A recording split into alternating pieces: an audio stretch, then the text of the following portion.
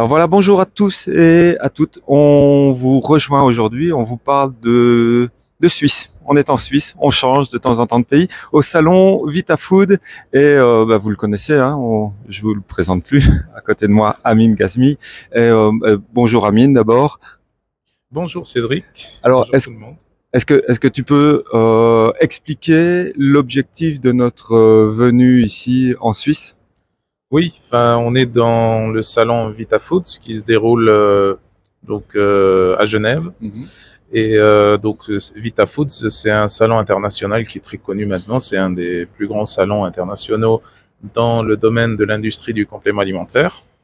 Donc on y trouve des fabricants, des distributeurs, des importateurs et des grossistes de matières premières, également des entreprises qui confectionnent des machines de production de compléments alimentaires aussi.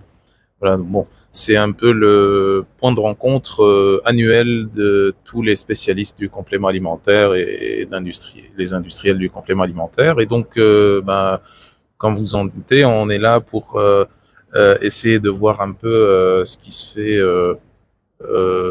donc à la pointe des compléments alimentaires, que ce soit en termes de matières premières innovantes, en termes de nouvelles technologies, de nouvelles formes galéniques.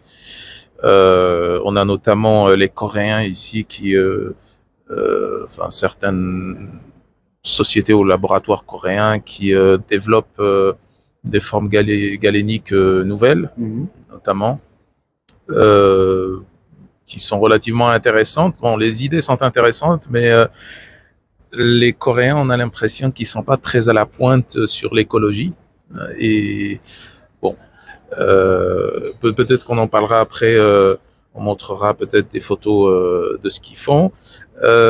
Aussi, donc, tout ce qui concerne aussi les matières premières en termes de traçabilité. En termes de sourçage, etc. Donc on a, il y a des Indiens ici, des Chinois, des Américains, même des Belges aussi. Oui. Et puis les fabricants viennent du monde entier et également donc surtout ce qui est le plus important ici, c'est de faire des rencontres, de discuter, de rencontrer nos partenaires aussi qu'on connaît déjà. Oui.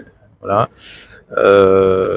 Voilà, donc c'est un peu ça. Et moi, je trouve que 3 jours, c'est un peu court pour faire le tour. Donc, en général, il faut s'y prendre assez tôt et finir assez tard chaque jour pour pouvoir essayer d'espérer de faire le tour de la totalité du salon.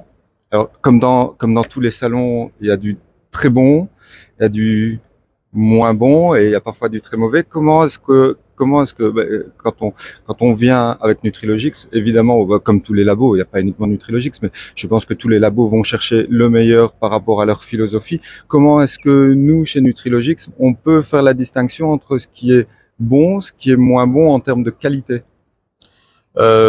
Déjà, on vient pas directement sur VitaFoods pour déterminer qu'est-ce qui est bon et qu'est-ce qui n'est pas. Donc déjà, on a un plan à la base bien avant.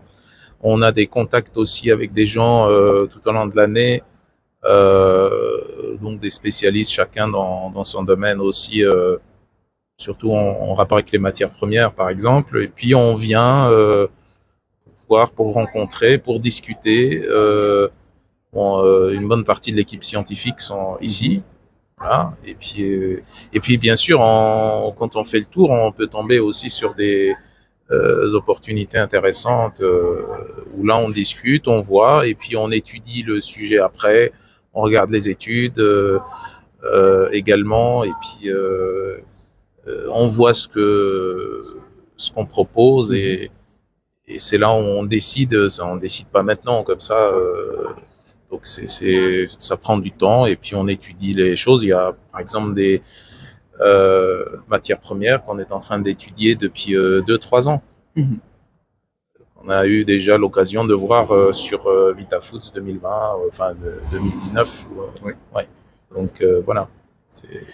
Voilà, donc on ne manquera pas, on va déjà poster cette première vidéo et on ne manquera pas évidemment de continuer tout au long de la journée les différentes rencontres et de vous présenter aussi l'équipe scientifique